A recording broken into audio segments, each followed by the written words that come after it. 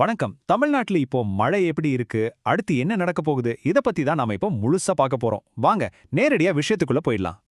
இந்த மழை ஆரம்பிக்கிறதுக்கு முன்னாடி நீங்க நிறைய பேர் கேட்டிருந்தீங்க. என்ன பாய் மழை வரும்னு சொல்றீங்க, ஆனா இங்க வெயில் அடிக்குது, ஒரு அறிகுறியும் இல்லையே, நிஜமாவே வருமா? இந்த மாதிரி கமெண்ட்ஸை நான் பார்த்துக்கிட்டே இருந்தேன். நம்ம எல்லாருக்குமே அந்த சந்தேகம் இருந்துச்சு. ஆனா உண்மையில என்னதான் நடந்துச்சு? சரி, இந்த சந்தேகமெல்லாம் ஒரு பக்கம் இருக்கட்டும். கடந்த 24 மணி நேரத்துல மட்டும் நிஜத்துல என்ன நடந்தது, நம்பர்ஸ் என்ன சொல்லுதுன்னு நம்ம கண்ணாலேயே பாத்துரலாம் வாங்க. முதல்ல நம்ம கணிப்பு என்னவா இருந்துச்சு, ஆனா மக்கள் மனசுல என்ன சந்தேகம் ஓடிக்கிட்டு இருந்துச்சுன்னு பார்க்கலாம். இந்த ரெண்டுக்கும் நடுவுல ஒரு பெரிய கேப் இருந்துச்சு இல்லையா? அதுதான் எல்லாத்துக்கும் காரணம். நம்மளோட கணிப்பு ரொம்பவே தெளிவா இருந்துச்சு. அதாவது நவம்பர் 11ல இருந்து 15 வரைக்கும் தென் மாவட்டங்கள்ல கனமழை பெய்யும்னு சொல்லியிருந்தோம். ஆனா பல இடங்கள்ல அந்த டைம்ல வெயில் அடிச்சதுனால நிறைய பேருக்கு இது மேல ஒரு நம்பிக்கை வரல, இதெல்லாம் நடக்காதுன்னு நினைச்சாங்க. சரி, சந்தேகங்கள்லாம் இருக்கட்டும். இப்போ நேரடியா எண்களுக்கு வருவோம். கடந்த 24 மணி நேரத்துல எங்க எவ்வளவு மழை பதிவாயிருக்கு? வாங்க அந்த ரிப்போர்ட்டை பாப்போம். அடேங்கப்பா, 13 சென்டிமீட்டர்! ஆச்சரியமா இருக்குல்ல? ஆமாங்க, ஒரே நாள்ல பதிவான அதிகபட்சமான இதுதான். சும்மா 1-2 சென்டிமீட்டர் இல்ல, முழுசா 13 சென்டிமீட்டர். இந்த அதி கனமழை எங்க பேஞ்சுதுன்னு கேக்குறீங்களா?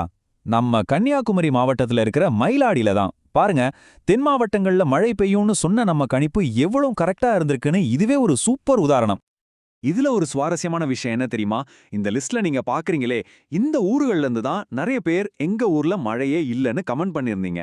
ஆனா பாருங்க, மழை வருமானு கேட்ட திருப்பூர் உடுமலைப்பேட்டையில 6 சென்டிமீட்டர், பெய்யவே பெய்யாதுன்னு சொன்ன மதுரையில 5 சென்டிமீட்டர், ஒரு சொட்டு கூட காணும்னு சொன்ன திருநெல்வேலியில 3 சென்டிமீட்டர்னு மழை பதிவாயிருக்கு.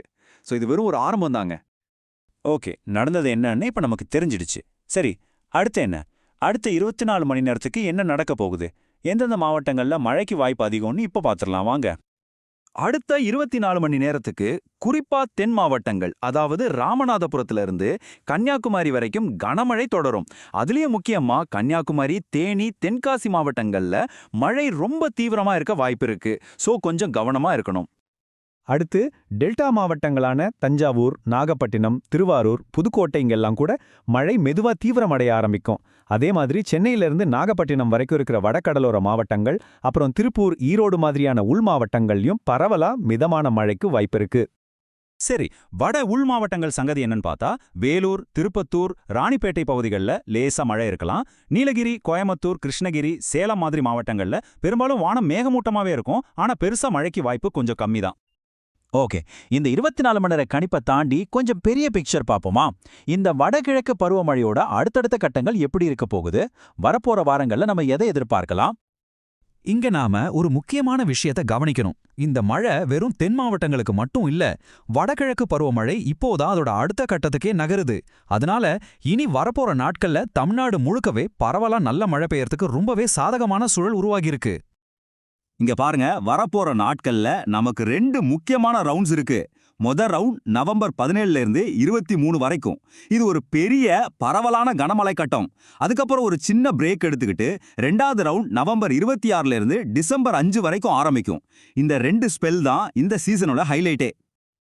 ஆக மொத்தம் 2 பெரிய மழைக்கட்டங்கள் நமக்காக காத்துக்கிட்டு இருக்கு. இந்த மழை நம்மளோட தண்ணீர் தேவையை பூர்த்தி செய்யுமா, இல்ல புதுசா ஏதாவது சவால்களை கொண்டு வருமா? இந்த பருவமழையோட பயணம் தமிழ்நாட்டுக்கு எப்படி இருக்க போகுதுன்னு நாம தொடர்ந்து பார்ப்போம். அடுத்தடுத்த அப்டேட்ஸோட உங்களை சந்திக்கிறேன்.